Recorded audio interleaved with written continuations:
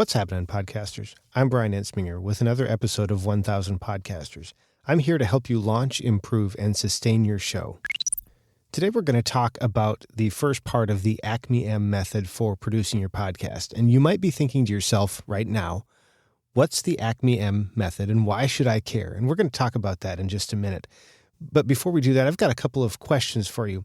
Do you like spending unnecessary time editing your podcast? Do you like having to edit things more than once, maybe because you missed something or because something needed to be corrected upstream that you didn't get to? Are you wondering if there's a faster or a better way? Maybe there's a way to recapture some of that time and improve the quality and consistency of your show all at once. If that sounds interesting to you, you're going to want to stick around. Over the next few episodes, I'm going to focus on sharing the process that I use to produce my flagship podcast, the Engaging Missions Show, and also the client shows that I work with. Yesterday, I did a quick overview of the process. You can find that at toptieraudio.com/13. Now, maybe you've had this happen before. Maybe you've started editing a show only to realize that you're missing an element.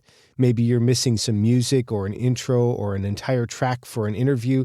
Maybe you've started editing only to realize that one file was significantly shorter than the other, or that maybe there was a large chunk of audio missing in the middle of something that should have been there that wasn't.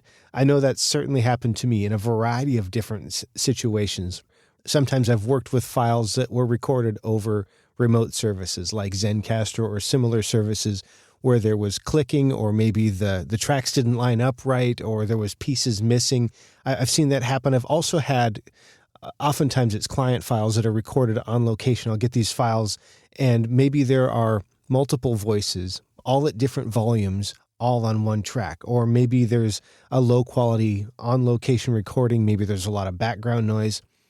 This is where this process really helps. It's not necessarily perfect. It won't necessarily fix everything, but it certainly helps.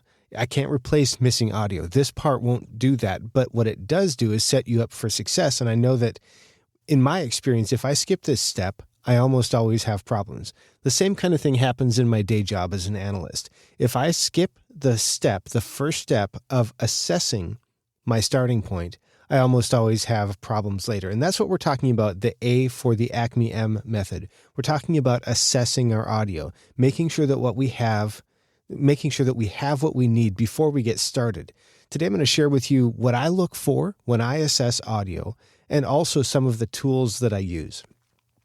The first thing that I look for, and this is going to sound ridiculous, but the first thing I look for is whether or not I have everything.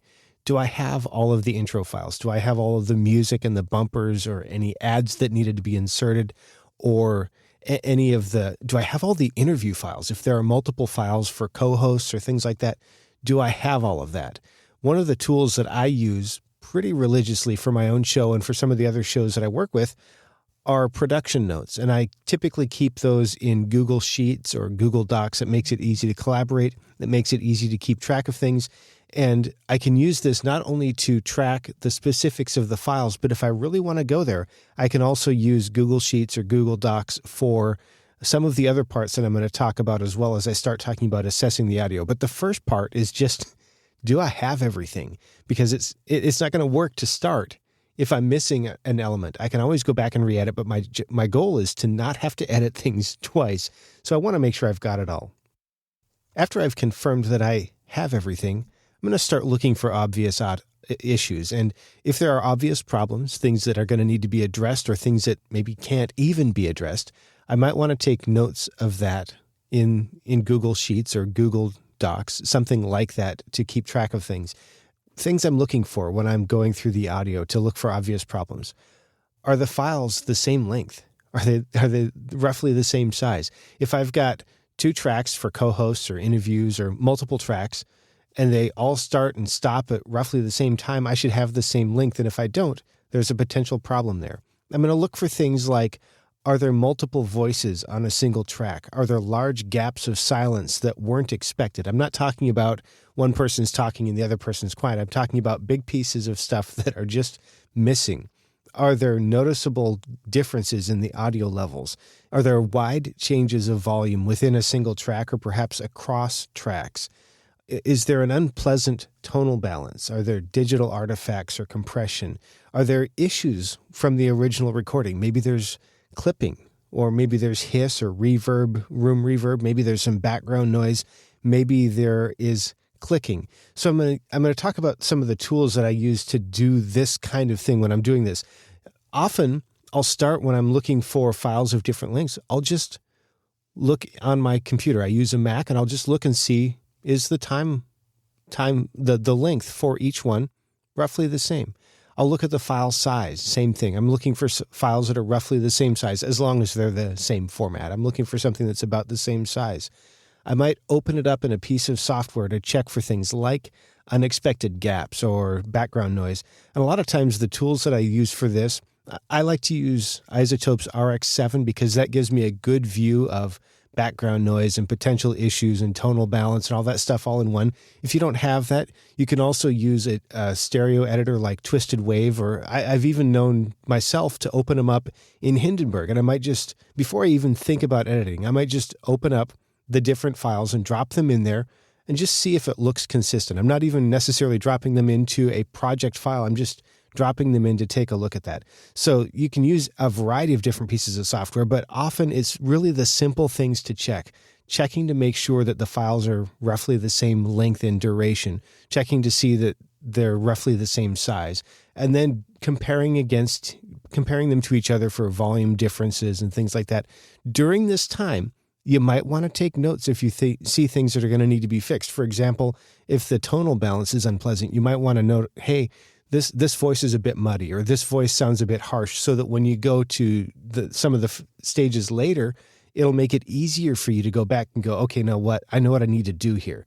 This isn't going to guarantee perfection, right? But it's going to help you know what you're starting with. And if you know where you're starting, that makes it easier to get to where you're going.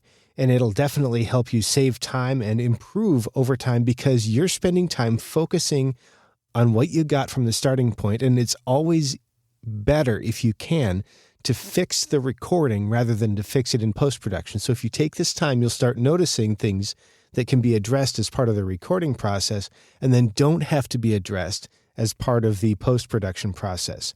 If this sounds interesting and you want to find out the rest of the process, make sure that you subscribe to the show at 1000podcasters.com and then check back tomorrow because I'm going to share with you the next stage of the ACME-M method for producing high-quality podcast. Do you want to take this a little bit further and also gain valuable insights about things like email lists, social media, booking guests, and more? Consider attending the Christian Podcasters Summit. It's going to be in the middle of June 2019. I'm working on some bonuses to go with this. If you use my affiliate link to purchase your ticket, those will be available after the summit. They're not done yet, but those will be available after the summit. You can find that at toptieraudio.com/summit. And if you'd like to take it even further and maybe get some one-on-one attention, you can set up a consultation at toptieraudio.com. Thanks again. Now go out there and make a great podcast.